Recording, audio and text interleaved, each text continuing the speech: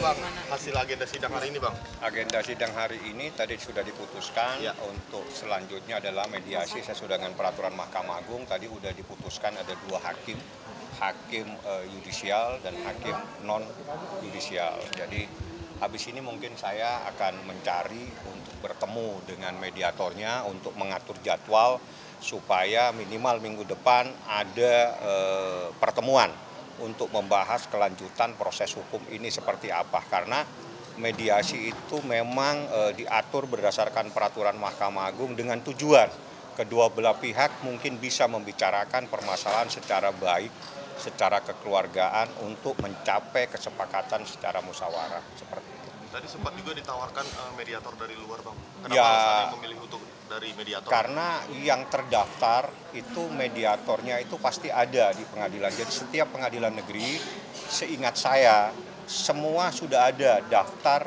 mediator, baik mediator hakim, istilahnya yang sama mediator non palu. Jadi alangkah baiknya yang sudah terdaftar, itulah yang ditunjuk sebagai mediator dan saya serahkan kepada majelis hakim. Tadi yang memutuskan adalah bukan kami, bukan saya sebagai penggugat dan juga bukan tergugat 1 dan tergugat 2. Kita sepakat tadi, kita serahkan ke majelis hakim supaya memutuskan mediatornya ada 2 orang. Jadi 2 orang inilah nanti satu hakim, satunya bukan hakim. Jadi sebentar kita atur jadwal.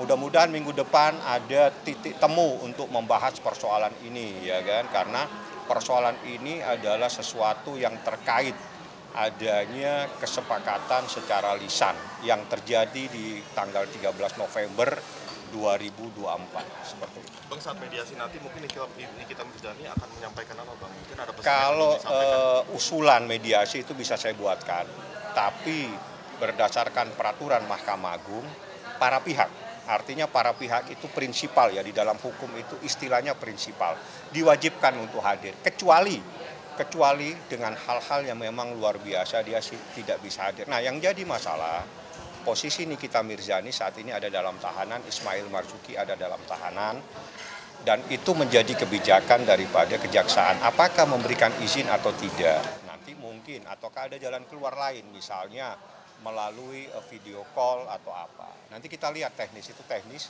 yang akan disepakati dengan hakim mediator. Seperti itu. Bang, artinya ada peluang damai sendiri? Semua pasti ada peluang. Kenapa sih sesuatu yang bisa kita bicarakan tidak kita bicarakan, ya kan? Semua bisa. Tapi kalau misalnya tidak ada titik temu, ya proses hukum tetap berlanjut.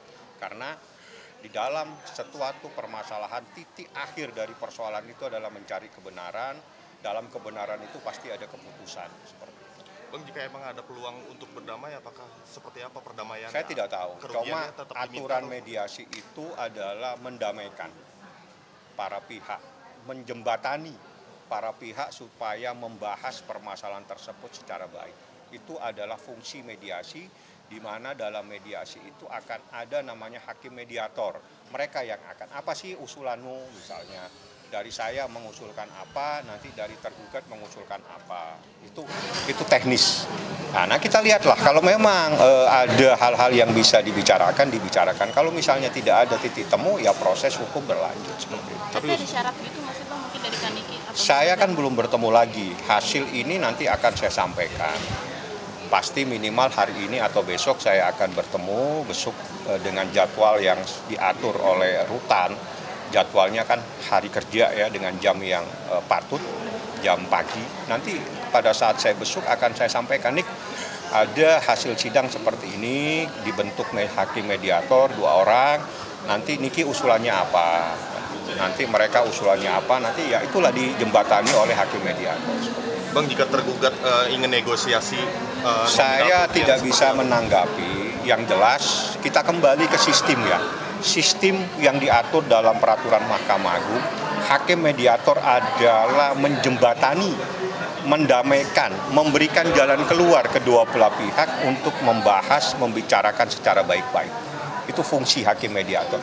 Ya kita lihat nanti seperti apa. Artinya pada saat perkara ini sudah diserahkan ke hakim mediator, maka semuanya ada di tangan hakim mediator untuk mencoba mempertemukan, menjembatani, mendamaikan, memusyawarahkan persoalan tersebut. Seperti Tapi Abang lihat mungkin ada berapa persen nih kemungkinan untuk saya atau bagaimana? bukan biasa menghitung, saya tidak bawa Tapi besar kalkulator. nggak Bang peluangnya? Kalau semua harus kita berbesar hati, hidup ini harus berbesar hati, nggak ada yang kecil. Yang jelas peraturannya yang harus kita taati. Peraturannya seperti itu. Kita lihat nanti, ini kan saya belum ketemu nih, habis ini saya coba akan mencari hakim mediatornya siapa, kita jadwalin apakah minggu depan atau 2 minggu lagi, karena batasan untuk mediator itu, batasan untuk mediasi itu 1 bulan. Terhitung sejak nanti kapan nih, apakah sejak hari ini atau minggu depan nanti diputuskan oleh hakim mediator. Pak, kabar Nikita sekarang kayak gimana? Baik-baik aja, enggak apa-apa, dalam keadaan sehat walafiat. Dia ingin bertemu Reza Gladys nggak sih, Pak? Saya belum membahas yang begitu. Biasanya yang saya bahas itu dengan Niki pasal. Pasal saya bahas, unsur saya bahas, pidananya saya bahas. Hal-hal di luar itu saya jarang membahas hal-hal tidak ada relevansinya dengan persoalan hukum karena hal-hal pribadi saya tidak akan masuk. Ada yang mau ditanyakan? Saya bertemu dengan hakim mediator ya. Nanti saya akan sampaikan apakah minggu depan kita mediasi atau tidak. Ya, saya coba akan mencari dulu. Ya, makasih ya teman-teman semua ya. Assalamualaikum. Ya. Mengejar sama Bagaimana keadaan